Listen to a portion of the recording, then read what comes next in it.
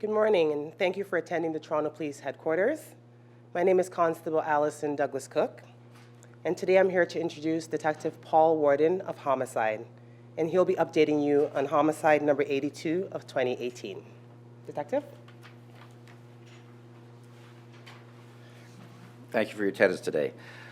On Tuesday, October 2nd, 2018, at approximately 9:35 p.m., police responded to a radio call for a shooting at 4801 Keele Street. This is an industrial plaza in the Keele and Steeles area of Toronto. Upon police arrival, they located a deceased male suffering from a gunshot wound. This male was later identified as Dwayne McMillan, 44 years of age, of Toronto. Mr. McMillan had been working as a security guard at a business located within the plaza that was operating an illegal marijuana dispensing company. Homicide officers, along with the assistance of 31 Division and the Area Field Command Investigative Support Unit, commenced an investigation into Mr. McMillan's murder. As part of the investigation, surveillance video from the plaza was reviewed and images of 4 suspects were obtained. Two suspects have been identified and arrested at this point. They were arrested on Thursday, October 25th. 2 search warrants were executed at that time, and we are displaying some of the weapons that were seized as a result of the search warrant. One of the males that was arrested is a 16-year-old young offender who could not be identified. The other male is Janoy Carpenter, 19 years of age, of Toronto. They are each charged with second-degree murder and arson to property. In this case, it relates to an auto that was used as a getaway vehicle that was found torched. Today, we are releasing surveillance video at the plaza in the hopes of identifying the other 2 males who were involved in the murder of Mr. McMillan. I would ask you, we'll be playing the video, and we've got blown-ups of the 2 suspects we are looking for. So this time, if we could play the video.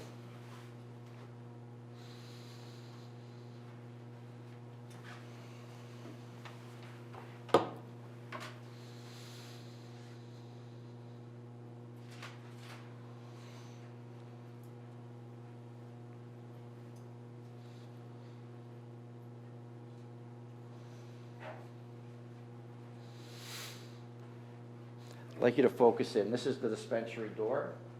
Our suspects will be coming from the top of the screen. We are looking to identify the person who leans against this wall and one of the other males who eventually comes running in to assist the 2 other suspects.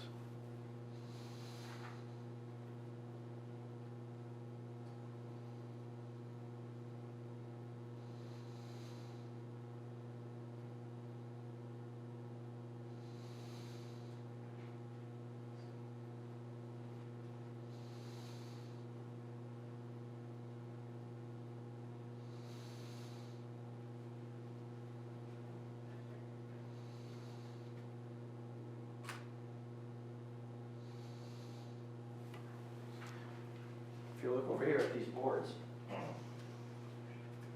this is Janoy Carpenter. He was the gentleman we are alleging was holding the rifle in the video you just saw. We were hoping to identify this gentleman. As you can see, his face is covered. We were hoping anyone who might know Mr. Carpenter would be able to provide information that may help us identify who this individual was, any associates or friends of Mr. Carpenter's. The man on the other board is the gentleman who's holding the handgun. As you can see, he's wearing a Puma track top, jacket with a hood. You can also pay attention to the footwear that they're wearing, because it's kind of distinct in its pattern. As you can imagine, anyone who would casually shoot an individual and leave him there are dangers to society. We'd like to get these other 2 suspects off the street. So we're urging anyone who may have information to contact the Homicide Squad. At this time, Mr. McMillan's mother, Sandra Cook, would like to say a few words. Sandra?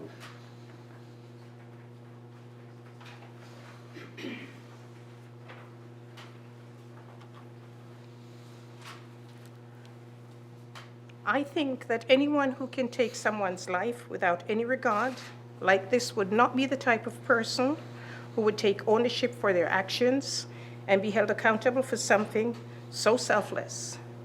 But as a human, to whoever killed my son, I am appealing to you and your conscience. My family has been shattered. There is no void that will fill the hole that my son's death has created. He wasn't just my son, he was a father, partner, and brother. And I want someone to look at my family and say that they're sorry for their actions.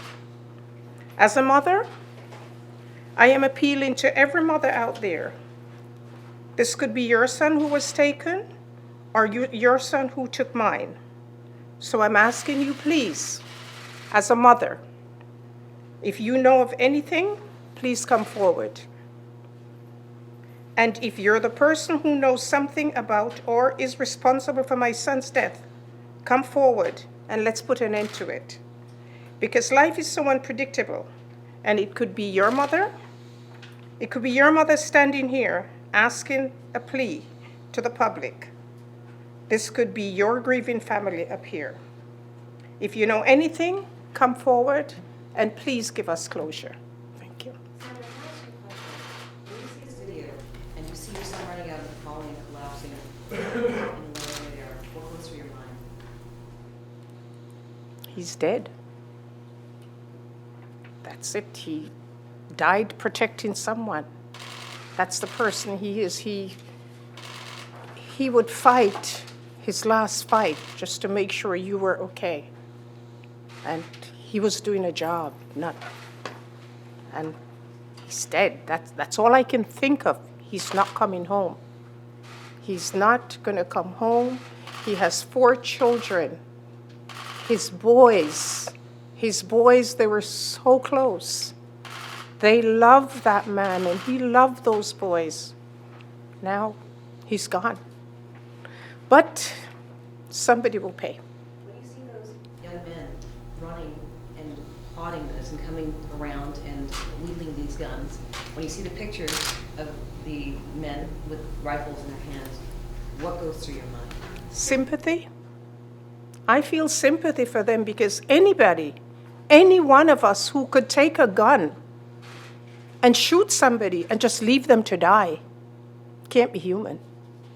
Ms. Cook, how hopeful are you, or are you that now that this video has come out and that you're making your own, obviously very personal appeal, that there will be some sort of tip or information that will come through? I'm a praying mother, and I believe in God, and justice will be done.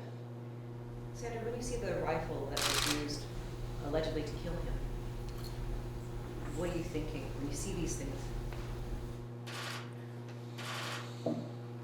If I went to Buffalo and bought a pair of shoes, I'm stopped at the border. I want to know, how do these keep getting in? Every day somebody is shot. Every single day in the city. Where are the guns coming from? I can't think anymore about it because it's like me going to the dollar store and buying something. That's going to be the next thing. I don't know. I don't know what to think when I see these guns. I know they're coming, and they've taken my son. Sandra, can you tell us about Dwayne's job as a security guard?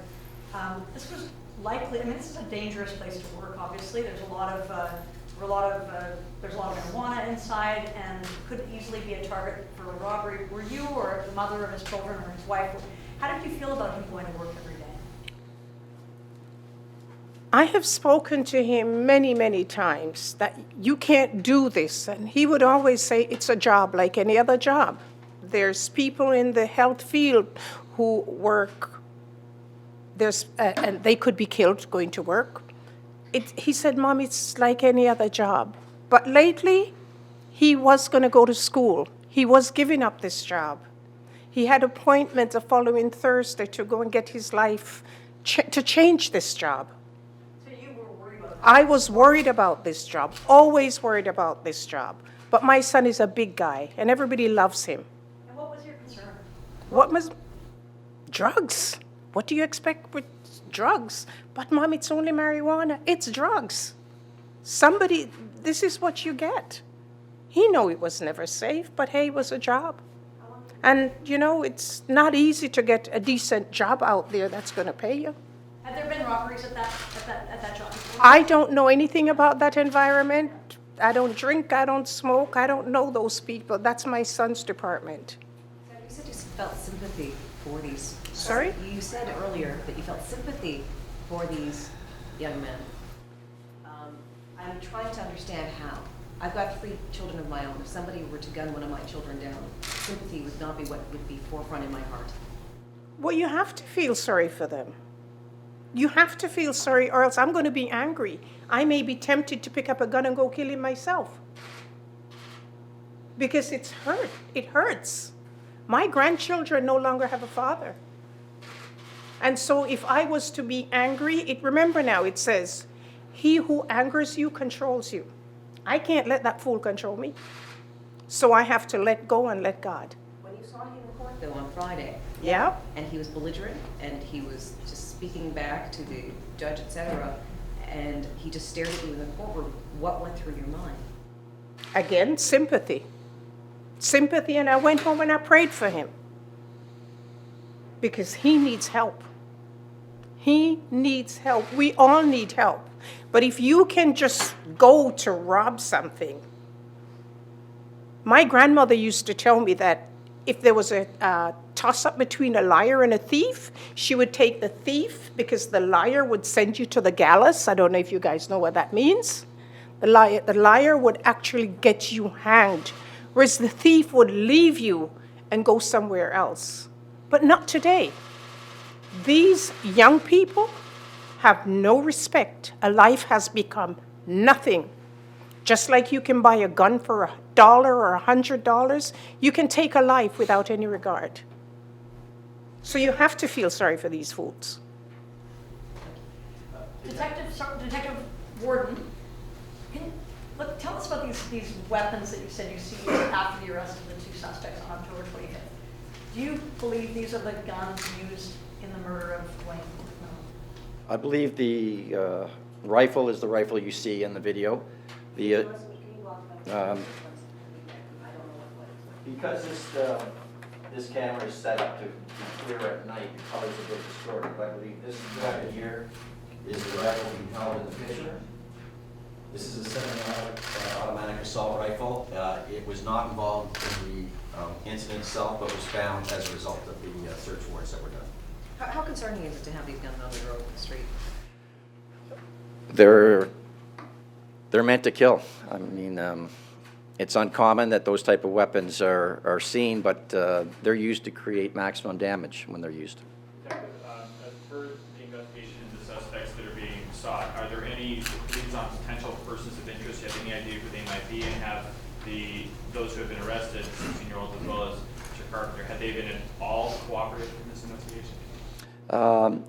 No, we really have no leads into who they are right now, and that's why we've delayed releasing the video to this time. We were hoping to be able to identify all 4 the way we believe we have with the first 2.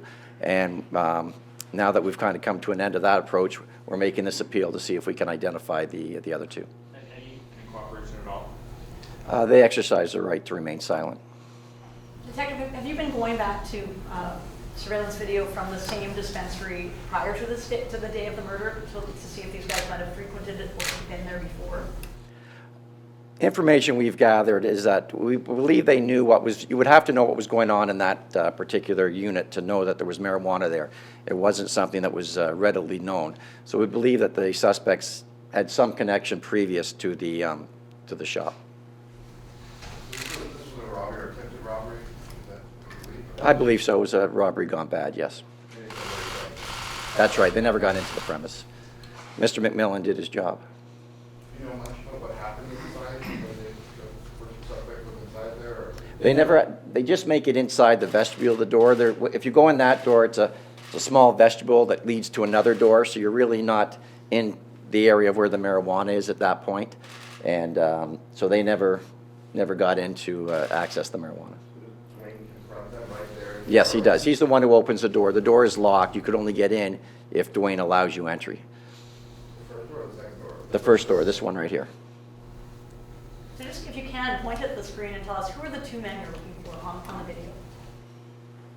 You're looking for this gentleman? And we're looking for this person. Can you describe everything that's going on in that video for us again? Once it starts, just from start to finish?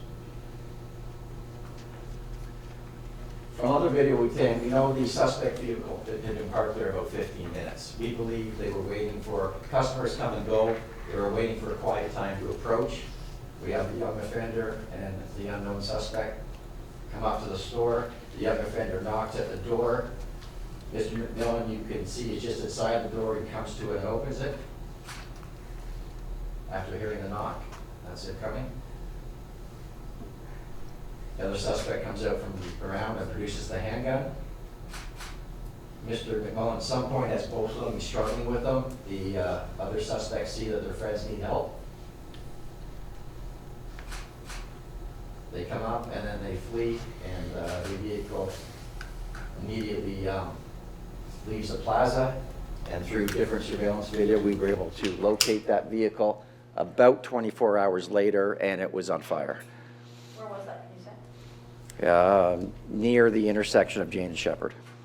One more question, please? So you see him falling to the side, that's him running out after them? and- Yes, that's correct. Okay, thank you. This concludes today's news conference. Thank you for attending.